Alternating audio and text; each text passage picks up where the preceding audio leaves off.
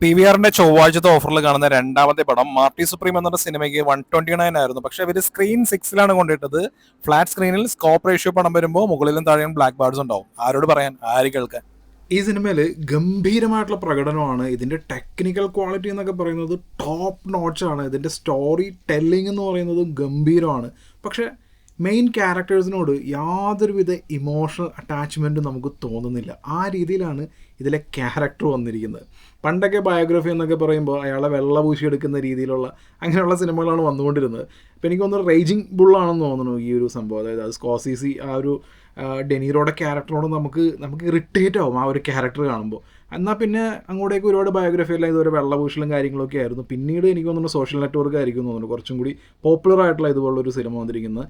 ഇപ്പോൾ ഈ മാർട്ടി സുപ്രീമിലേക്ക് വരുമ്പോൾ, ഈ മാർട്ടി സുപ്രീം എന്ന് പറയുന്ന ക്യാരക്ടർ, ഈ സിനിമയിൽ ഒരുപാട് സബ് പ്ലോട്ടുകൾ ഇങ്ങനെ ഒരുപാട് വരുന്നുണ്ട്. ഈ സബ് പ്ലോട്ടുകളെല്ലാം പറയുന്നത് എത്രമാത്രം അറഗൻ്റ് ആയിട്ടുള്ള, എത്രമാത്രം കോക്കി ആയിട്ടുള്ള, എത്രമാത്രം സെൽഫിഷ് ആയിട്ടുള്ള ഒരു വ്യക്തിയാണ്. നമുക്ക് ഒരു രീതിയിലും ഈ ഒരു ക്യാരക്ടറിനോട് ഒരു അറ്റാച്ച്മെൻറ്റ് തോന്നരുത്. അപ്പോൾ ഇതുപോലുള്ള ജീനിയസ് ആയിട്ടുള്ള ആളുകളുണ്ട്. അപ്പോൾ ഇങ്ങനെ ഒരു ഏതെങ്കിലുമൊക്കെ ഒരു മേഖലയിൽ വളരെയധികം സക്സസ്ഫുൾ ആയിട്ടുള്ള ഒരാളാണെന്നുണ്ടെങ്കിൽ ഈ റിയാലിറ്റി ആയിട്ടുള്ള ഈ വേൾഡിൽ അവരങ്ങനെയൊക്കെ ആയതുകൊണ്ടാണ് അവർ സക്സസ്ഫുൾ ആവുന്നത് എന്ന് പറഞ്ഞതിനെ ഡിഫെൻഡ് ചെയ്യുന്നവരുണ്ട്. ഇനി മാർട്ടി സുപ്രീം എന്ന് പറയുന്ന ഈ സിനിമ 2026 ഞാൻ ഇതുവരെ കണ്ട സിനിമകളിൽ എനിക്ക് ഏറ്റവും നല്ല സിനിമാറ്റിക് എക്സ്പീരിയൻസ് നൽകിയതാണ്. പക്ഷേ ഈ മാർട്ടി സ്മോസർ എന്ന് പറയുന്ന ക്യാരക്ടർ, ആ ക്യാരക്ടറിനെ കുറിച്ച് കുറച്ചധികം തന്നെ പറയേണ്ടിയിരിക്കുന്നു. ക്ലാസിക് ടാലൻറ്റ് പ്ലസ് ഈഗോ അതുപോലുള്ളൊരു ക്യാരക്ടറാണ് അത് മാർട്ടി. അതായത് ടേബിൾ ടെന്നീസിലുള്ള അയാളുടെ ആ ഒരു ടാലൻ്റ് ഉണ്ടല്ലോ, അതൊരു തെറ്റായ രീതിയിലുള്ള മോറൽ ഹൈ ഗ്രൗണ്ടാണ് പുള്ളിക്ക് നൽകിയിരിക്കുന്നത്. ആ ഒരു ആറ്റിറ്റ്യൂഡ് അത് തന്നെയാണ് എല്ലാവരോടും കാണിക്കുന്നത്. അത് വിശ്വസിച്ച് പെണ്ണാണെന്നുണ്ടെങ്കിലും അല്ലെങ്കിൽ ഒരു പ്രത്യേക സാഹചര്യത്തിൽ സഹായിക്കുന്ന സുഹൃത്താണെന്നുണ്ടെങ്കിലും ഇയാൾ പറയുന്നത്, കള്ളം പറയുന്നത്, പിന്നെ ഇയാളുടെ സെൽഫിഷ് ആയിട്ടുള്ള, ഇയാളുടെ ഒരു മാനിപ്പുലേറ്റിംഗ് ആയിട്ടുള്ള, നല്ല രീതിയിൽ മാനിപ്പുലേറ്റ് ചെയ്യാൻ കഴിവുള്ള ഒരാളാണ്. പിന്നെ ഇയാളുടെ ഒരു ആറ്റിറ്റ്യൂഡ്, ഇയാളുടെ സംസാരം ബാക്കിയുള്ളവരോടൊക്കെ ഉള്ള ഇതൊക്കെ കാണുമ്പോൾ തന്നെ ഒരുപാട് സീക്വൻസുകൾ ഇങ്ങനെ, ചിലതൊക്കെ ഒരു ശരിക്കും ഒരു സിനിമയുടെ സ്റ്റേജിങ് എന്നുള്ള രീതിയിലാണ് വരുന്നത്, ചിലതൊക്കെ റിയലിസ്റ്റിക് ആയിട്ട് തന്നെയാണ് വരുന്നത്. അതിനകത്തെല്ലാം ഈ മാർട്ടി മോസർ എന്ന് പറയുന്ന ഈ ക്യാരക്ടർ എത്രത്തോളം ഒരു സെൽഫിഷ്നെസ്സിൻ്റെ ലെവലൊക്കെ പറയുകയാണെന്നുണ്ടെങ്കിൽ എക്സ്ട്രീം സെൽഫിഷ് ആയിട്ടുള്ള, നമുക്ക് ഒരു രീതിയിലും ഈ ഒരു ക്യാരക്ടറിനെ പ്രേക്ഷകർ ഇഷ്ടപ്പെടരുത് എന്നുള്ള രീതിയിൽ ഇൻറ്റൻഷനലി ഇങ്ങനെ വരികയാണ്. അപ്പോൾ അങ്ങനത്തെ ഒരു ക്യാരക്ടറാണ് ഈ സിനിമയിലുള്ളത്. ഇത് ഒരു കണക്കിന് നോക്കുകയാണെന്നുണ്ടെങ്കിൽ വളരെ റിസ്ക് ആയിട്ടുള്ളൊരു എലമെൻ്റാണ്. കാരണം ഇങ്ങനത്തെ ഒരു ഈ ക്യാരക്ടറാണ് ഇതിനകത്ത് മെയിൻ. ഈ സിനിമയിൽ ഒരു 500 സീൻ ഉണ്ടെന്നുണ്ടെങ്കിൽ ഈ 500 സീനിൽ മാർട്ടിയുണ്ട്. അപ്പോൾ ഈ ഒരു ക്യാരക്ടറിനെ വെച്ച് ഇങ്ങനെ ഒരു പടം എടുക്കുക എന്ന് പറയുമ്പോൾ അത് ആക്ച്വലി റിസ്ക്കി ആയിട്ടുള്ളൊരു കാര്യമാണ്. പക്ഷേ അതിലാണ് ഇവരിവിടെ പൂർണ്ണമായിട്ടും വിജയിച്ചിരിക്കുന്നത്. കാരണം നമുക്ക് ആ ക്യാരക്ടറിനല്ല, ആ ക്യാരക്ടറിൻ്റെ ഒരു യാത്ര, കാരണം ഈ ആരുടെ റിയൽ ലൈഫിനെ ആധാരമാക്കിയിട്ടാണോ ഈ സിനിമ വന്നിരിക്കുന്നത്, അയാളുടെ മൊത്തം ജീവിതകഥയൊന്നും മാർട്ടി സുപ്രീം എന്ന് പറയുന്ന ഈ സിനിമ പറയുന്നില്ല.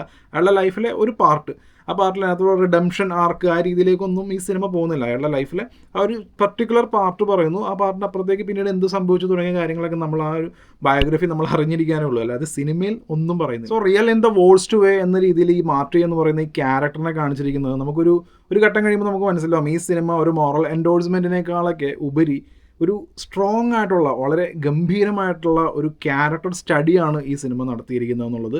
അതിന് പെർഫോമൻസ്, അവിടെയാണ് തിമോത്തൈ ഷാലമെ, പുള്ളി ഔട്ട്സ്റ്റാൻഡിങ് പെർഫോമൻസ് ആയിരുന്നു ഈ പടത്തിൽ. ഓസ്കർ നോമിനേഷനൊക്കെ കിട്ടിയിട്ടുണ്ട്. കിട്ടിയാലും ഇല്ലെങ്കിലും ഈ സിനിമ, മാർട്ടി എന്ന് പറയുന്ന ഈ ക്യാരക്ടർ പുള്ളി പുൾ ഓഫ് ചെയ്തിരിക്കുന്ന വിധം, ഹാർട്ട്സ് ഓഫ്, അത്രയ്ക്ക് ഗംഭീരമായിട്ടാണ് ഈ പടത്തിൽ. അതിനകത്തുള്ള ആ ഒരു മാനറിസം ആണെന്നുണ്ടെങ്കിലും ഈ ഡയലോഗ് ഡെലിവറി, നമ്മൾ ഇതിനു മുമ്പ് കണ്ടിരിക്കുന്ന ഡ്യൂണിലടക്കം കണ്ടിരിക്കുന്ന ആളെ അല്ല. അപ്പോൾ തിമോത്തി ഷാലമെ എന്ന് പറയുന്ന പുള്ളി എക്സ്ട്രീംലി ടാലൻ്റാണ്, അത് സമ്മതിച്ചേ പറ്റുള്ളൂ. കാരണം ഈ ഒരു സിനിമ 2-2.5 മണിക്കൂറുള്ള ഒരു സിനിമ, അതിനകത്തൊരു ക്യാരക്ടർ നമുക്ക് തീരെ ഇഷ്ടമില്ലാത്തൊരു ക്യാരക്ടറാണ്. അയാളുടെ ഒരു രീതിയിലുള്ള ഒരു ചേഷ്ടകളോ സംഭവങ്ങളോ നമുക്കൊന്നും അയാളെ ഇഷ്ടപ്പെടാനുള്ളത് ഒന്നുമില്ല ഈ പടത്തിൽ. പക്ഷേ ഈ പെർഫോമൻസ് കൊണ്ട് നമ്മൾ അതിൽ ഹുക്കായിട്ട് ഇരിക്കുക എന്ന് പറയുന്നത് അത് എക്സ്ട്രീംലി റൈറ്റിംഗ് സൈഡ് ആണെന്നുണ്ടെങ്കിലും അത്രയും തന്നെ സ്ട്രോങ് ആയിട്ട് പെർഫോമൻസും കൊണ്ടാണ്. അതിന് തിമോത്തി ഷാലമെ ഇറ്റ്സ് ഹാർട്സ് ഓഫ്. അതുപോലെ തന്നെ ഗംഭീരമായിട്ടുള്ള ഒരു ക്യാരക്ടറാണ് ഒഡേസ ആസിയോൺ അവതരിപ്പിച്ചിട്ടുള്ള റേച്ചൽ എന്ന് പറയുന്ന ക്യാരക്ടർ. ഈ റേച്ചൽ എന്നുള്ള ക്യാരക്ടറിനെ ആദ്യം കാണിക്കുന്നത്, പിന്നീട് അവർ കടന്നു പോകുന്ന ഒരുപാട് ഘട്ടങ്ങളുണ്ട്. അതിനകത്ത് ഈ മാർട്ടി എന്ന് പറയുന്നതും ഒരു ഗ്രേ ഷെയ്ഡ് ആയിട്ടുള്ള, മാർട്ടി എന്നൊക്കെ പറഞ്ഞാൽ എക്സ്ട്രീംലി ഗ്രേ ആയിട്ടുള്ളതാണ്. ഇപ്പോൾ റേച്ചൽ എന്ന് പറയുന്നത് നമ്മളൊരു പെർട്ടിക്കുലർ ആ ഒരു ചിലപ്പോൾ ഒരു നല്ല ക്യാരക്ടർ ആയിരിക്കും എന്ന് പറയുമ്പോൾ അതിനകത്തും ഗ്രേ ഷെയ്ഡൊക്കെ കലർന്ന് അത് ഗംഭീരമായിട്ട് പുള്ളിക്കാരി സ്ക്രീനിൽ അവതരിപ്പിച്ചിട്ടുണ്ട്. അപ്പോൾ ക്യാരക്ടർ ആർക്ക് മാർട്ടി എന്നുള്ളതും പിന്നെ ഈ റേച്ചൽ എന്നുള്ള ക്യാരക്ടറൊക്കെ ഗംഭീരമായിട്ട് സ്ക്രീനിൽ വന്നിട്ടുണ്ട്. ഇതിലെ ഒരു ഫൈനൽ ആക്ടിൽ വരുന്ന കുറച്ച് ഒരു സീക്വൻസും കാര്യങ്ങളൊക്കെ ഉണ്ട്. അതിലൊക്കെ പുള്ളിക്കാരിയുടെയൊക്കെ കിട്ടില്ല മത്സരിച്ചുള്ള ആ ഒരു പെർഫോമൻസ് എന്നൊക്കെ പറയൂലേ, അതൊക്കെ ഈ പടത്തിൽ നല്ല രീതിയിൽ വരുന്നുണ്ട്. പിന്നെ ഇതിനകത്തുള്ളത് ഗെനത്ത് പാൽട്രോയുടെ റോള് ഒരു ഏജ്ഡ് ആയിട്ടുള്ള ഒരു ആക്ട്രസ് എന്നുള്ള രീതിയിലാണ്. ഇപ്പോൾ ഇവർ തമ്മിലുള്ള ഒരു ഏജ് ഡിഫറൻസ് ഉണ്ടല്ലോ. മാറ്റി എനിക്ക് തോന്നുന്നു പുള്ളിയുടെ 21 എന്നാണ് പറയുന്നത്. ഇനി അത് കാരണം മാറ്റി എന്ന് പറയുന്ന ക്യാരക്ടർ ഇങ്ങനെ നുണ പറഞ്ഞുകൊണ്ടിരിക്കുന്ന ആളാണ്. അപ്പോൾ അവളുടെ ഏജ് അയാൾ കറക്റ്റായിട്ടാണോ പറഞ്ഞതെന്നറിയില്ല. പക്ഷേ ഇവർ തമ്മിലുള്ള ആ ഒരു ശരിക്കും പറഞ്ഞിട്ടുണ്ടെങ്കിൽ ഇയാൾ ഭയങ്കര മാനിപ്പുലേറ്റിംഗ് ആയിട്ടുള്ള ഒരാളാണ്. അപ്പോൾ ഇത് അറിഞ്ഞിട്ടും അത് കോൺഫ്രണ്ട് ചെയ്യുന്ന സീക്വൻസും കാര്യങ്ങളൊക്കെ ഉണ്ട്. അപ്പോൾ അതിനകത്തുള്ള പെർഫോമൻസ് ആണെന്നുണ്ടെങ്കിലും പുള്ളി ആക്ടിങ് സൈഡ് ഈ പടത്തിൽ ഗംഭീരമാണ്. പിന്നെ ഇതിനകത്ത് ഏറ്റവും സാറ്റിസ്ഫൈയിങ് ആയിട്ടുള്ള ഒരു സീക്വൻസ് ഉണ്ട്. കാരണം ഞാൻ പറഞ്ഞല്ലോ, വളരെ കോക്കി ആയിട്ടുള്ള അറഗൻ്റ് ആയിട്ടുള്ള, അതായത് ഇങ്ങനെ ഇയാളുടെ ഒരു ആറ്റിറ്റ്യൂഡും അറഗൻസും കൊണ്ട് അയാളുടെ ഒരു ജേണിയാണ് ഈ മാർട്ടി സുപ്രീം എന്ന് പറയുന്ന സിനിമ. അപ്പോൾ ഇതിനകത്ത് ഇയാൾക്ക് എവിടെയും അതിൻ്റേതായിട്ടുള്ള ഒരു തിരിച്ചടി കിട്ടുന്നതായിട്ടൊന്നും കാണിക്കുന്നില്ല കാര്യമായിട്ട്. അതായത് ഇയാളുടെ ഒരു അറഗൻസ് എന്ന് പറഞ്ഞ ഈ ജേണി അതിലൂടെ ഓരോന്നായിട്ട് പോകുന്നു. അപ്പോൾ അതിനകത്ത് ഈ തിരിച്ചടികൾ നമുക്കിപ്പോൾ ഇങ്ങനെയുള്ളൊരു ക്യാരക്ടർ, അതായത് ഇവൻ എന്തെങ്കിലുമൊക്കെ ഒരു തിരിച്ചടി കിട്ടണം, അല്ലെങ്കിൽ 2 ആരെങ്കിലും കയ്യിൽ നിന്ന് കിട്ടണം എന്നൊക്കെ നമുക്ക് ആഗ്രഹിക്കുന്ന ഒരു സീക്വൻസ് ഇവിടെ വരുമല്ലോ. അപ്പോൾ അതിനകത്ത് മാർട്ടി സുപ്രീമിൽ ആസ് എ വ്യൂവർ എന്നുള്ള രീതിയിൽ എനിക്ക് സാറ്റിസ്ഫാക്ഷൻ കിട്ടിയ ഒരു സീക്വൻസ് ഉണ്ട്. ആൻഡ് ഓഫ് കോഴ്സ് അത് ഈ സിനിമയിൽ അയാൾക്ക് ഈ പറയുന്ന മാർട്ടി എന്ന് പറയുന്ന ക്യാരക്ടർക്ക് കിട്ടുന്ന ഒരു വലിയ തിരിച്ചടിയല്ല. പക്ഷേ കെവിൻ ഓലഹരിയുടെ പെർഫോമൻസ്, ആ ഒരു മൊത്തം സീനിൻ്റെ സ്റ്റേജിങ് തുടങ്ങിയ കാര്യങ്ങളെല്ലാം സാറ്റിസ്ഫാക്ഷൻ ആയിരുന്നു. കാരണം അത്രയെങ്കിലും ചെറുതായിട്ടാണെന്നുണ്ടെങ്കിലും അത്രയെങ്കിലും കിട്ടണം. പക്ഷേ അത് കഴിഞ്ഞ് പിന്നീട് ക്ലൈമാക്സ് പോർഷൻസിലേക്ക് വരുമ്പോൾ ഓഫ് കോഴ്സ് ഇതൊരു ടേബിൾ ടെന്നീസ് പിങ് പോങ് എന്ന് പറയുന്ന, അപ്പോൾ അതിൻ്റെ ഒരു മത്സരം പോലെ കാണിക്കുന്നുണ്ട്. ആ മത്സരത്തിൽ ഈ മാർട്ടി എന്ന് പറയുന്ന ഈ ക്യാരക്ടറിൻ്റെ ആറ്റിറ്റ്യൂഡും കാര്യങ്ങളൊക്കെ നമ്മൾ വീണ്ടും കാണുകയാണ്. പക്ഷേ അപ്പോഴും നമുക്ക് ആ ഒരു മത്സരത്തിൽ എന്തായിരിക്കും ഇതിൻ്റെ ആ ഒരു ആകാംക്ഷ എന്ന് പറയുന്നുണ്ടല്ലോ. ഇതുപോലുള്ള ഒരു സ്പോർട്സ് ഡ്രാമ സിനിമ, അതിൻ്റെ ക്ലൈമാക്സിൽ നടക്കുന്ന ഒരു കോമ്പറ്റീഷൻ, ഈ കോമ്പറ്റീഷൻ 2 പേര് തമ്മിലാണെന്നുണ്ടെങ്കിൽ നമ്മൾ മനസ്സുകൊണ്ട് ഒരാളുടെ സൈഡായിരിക്കും. ഒന്നെങ്കിൽ നായകൻ വില്ലൻ ആ രീതിയിലേക്ക് ആയിരിക്കും വരുന്നത്, അല്ലെങ്കിൽ വേറെ ഏതെങ്കിലും പർട്ടിക്കുലർ ക്യാരക്ടർ ആയിരിക്കും. ഇതിലും അതുപോലെയൊക്കെ വരുന്നുണ്ട്. പക്ഷേ ആ സമയത്ത് നമുക്ക് ആ എൻറ്റയർ ഷോട്ട് ടെക്നിക്കലി ഗംഭീരമുള്ള പടം, ആ സമയത്തുള്ള എഡിറ്റിങ് വരുന്നത്, ആ സംഭവങ്ങളെല്ലാം കൊണ്ട് നമ്മളെ പിടിച്ച് ഹുക്കായി നിന്നുണ്ട്. ഈ ഒരു ഇമോഷണലി നമ്മൾ ഇന്ന ആളുടെ അടുത്ത് ഇരിക്കണം, അല്ലെങ്കിൽ ഇന്ന ആളുടെ അടുത്താണ്, ആ ഒരു അയാളുടെ സൈഡിൽ നിന്നായിരിക്കണം, അയാൾ ജയിക്കണം എന്നുള്ളൊരു ചിന്തയൊന്നും ആ സംഭവങ്ങളിലേക്ക് ഈ പടം പോകുന്നില്ല. അതാണ് ഞാൻ പറയുന്നത്, ഇത് ഇത്ര നാളും വന്ന സിനിമ ആ രീതിയിലായിട്ടല്ല ഈ പടം എടുത്തിരിക്കുന്നത്. ഈ പടം വേറൊരു രീതിയിൽ, എന്നാൽ ഗ്രേറ്റസ്റ്റ് എന്നൊക്കെ പറയാൻ പറ്റുന്ന ആ ഒരു കൈൻഡ് ഓഫ് ഫിലിം മേക്കിംഗ്, അതിൻ്റെ സ്ട്രക്ചർ, നമ്മൾ ഇത്രയും കാലം കണ്ടിട്ടുള്ള ആ ടെംപ്ലേറ്റ്, ആ രീതിയിലുള്ള സിനിമയല്ല ഇത്. ആ രീതിയിലല്ല ഇവരിത് എടുത്തിരിക്കുന്നത്. ആ ക്ലൈമാക്സ് പോർഷൻസിൽ ആ സമയത്താണെന്നുണ്ടെങ്കിലും നമ്മളത് നല്ല രീതിയിൽ നമുക്കതിലത് എൻഗേജിങ് ആയിട്ട് നിൽക്കുന്നുണ്ട്. അതിന് ഈ പടത്തിൻ്റെ ടെക്നിക്കലി വന്നിരിക്കുന്നത്, കാരണം ഇതിൻ്റെ സിനിമാറ്റോഗ്രാഫി ഒരു പീരിയഡ് ടൈമാണ്, സിനിമാറ്റോഗ്രാഫി ഗംഭീരമാണ്. ഇതിൻ്റെ എഡിറ്റിംഗ് എന്ന് പറഞ്ഞാൽ ഈ പടം 2.5 മണിക്കൂറുണ്ട്. 2.5 മണിക്കൂർ ഇങ്ങനെ പടപടപടപടപടയുന്നത് ഇങ്ങനെ പൊക്കോണ്ടിരിക്കുകയാണ്. ഇതിനു മുമ്പ് കണ്ടത് മേഴ്സിയാണ്. പക്ഷേ മേഴ്സി ഒരു ത്രില്ലർ ജോണറിൽ വരുന്നതാണെങ്കിൽ പോലും ഈ സിനിമയുടെ അത്ര എൻഗേജിങ് അല്ല. ഇത് ഒരു വൃത്തികെട്ട ക്യാരക്ടറാണ് ഇതിനകത്ത് മെയിൻ ലീഡായിട്ട് വരുന്നത്. എന്നിട്ട് പോലും പടം ത്രൂ ഔട്ട് ആദ്യം മുതൽ അവസാനം വരെ നമ്മളിങ്ങനെ എൻഗേജിങ് ആയിട്ടിരിക്കുന്നു. ഇത് ഫോഴ്സ്ഡ് ആയിട്ട് ഇടുന്ന ഇൻ്റർവെല്ലൊക്കെ ആകുമ്പോഴാണ് ഓക്കെ ബ്രേക്ക് ആയല്ലോ എന്നുള്ളത്. കാരണം അത്രയും എൻഗേജിങ് ആയിട്ട് ആ പടത്തിന് പോകുന്നത്, അത് നിസ്സാര കാര്യമല്ല.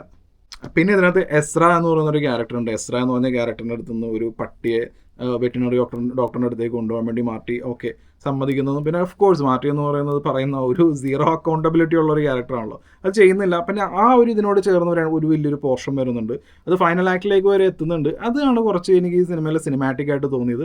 ആൻഡ് ഓഫ് കോഴ്സ് ഈ മാർട്ടി എന്ന് പറയുന്ന ക്യാരക്ടർ ഇയാളുടെ ലൈഫിൽ ഇത്രയൊക്കെ ഒരു ചുരുങ്ങിയ കാലയളവിൽ ഇത്രയും സംഭവബഹുലമായിട്ടുള്ള കാര്യങ്ങളൊക്കെ സംഭവിച്ചിട്ടുണ്ടാവുമോ എന്നുള്ളതൊക്കെ ചിന്തിക്കുമ്പോൾ മേ ബി ഇത് പോസിബിൾ ആയിട്ടുള്ള കാര്യമായിരിക്കാം. കാരണം ഈ എൻറ്റയർ സീക്വൻസ് തന്നെ അങ്ങനെയാണ്. കാരണം ഇയാളുടെ ലൈഫ് അതൊരു 1.5 ലൈഫാണെന്ന് ഇയാളുടെ ലൈഫിലെ വളരെ ചെറിയ പോർഷൻ കണ്ടപ്പോൾ തന്നെ മനസ്സിലായി. അപ്പോൾ മൊത്തത്തിൽ പറയുകയാണെന്നുണ്ടെങ്കിൽ 2026 ഞാൻ ഇതുവരെ കണ്ട 22 സിനിമകളിൽ എനിക്ക് ഏറ്റവും അധികം ഇഷ്ടപ്പെട്ട, ഞാൻ വീണ്ടും കാണാൻ ആഗ്രഹിക്കുന്ന, കാരണം ഇതിൻ്റെ ടെക്നിക്കലി പടത്തിൻ്റെ ട്രാൻസിഷൻ വരുന്നത്, ഇതിൻ്റെ എഡിറ്റിങ്, ഇതിൻ്റെ സൗണ്ട് മിക്സ്, ഇതിൻ്റെ BGM, ഒരു ഗൺ ഷോട്ടിലൊക്കെ വരുന്നൊരു BGM ഒക്കെ ഉണ്ട്. അതൊക്കെ നമ്മൾ ഇത്ര നാൾ കണ്ടിട്ടുള്ള സിനിമകളിലൊക്കെ ഉള്ള പോലെയല്ല.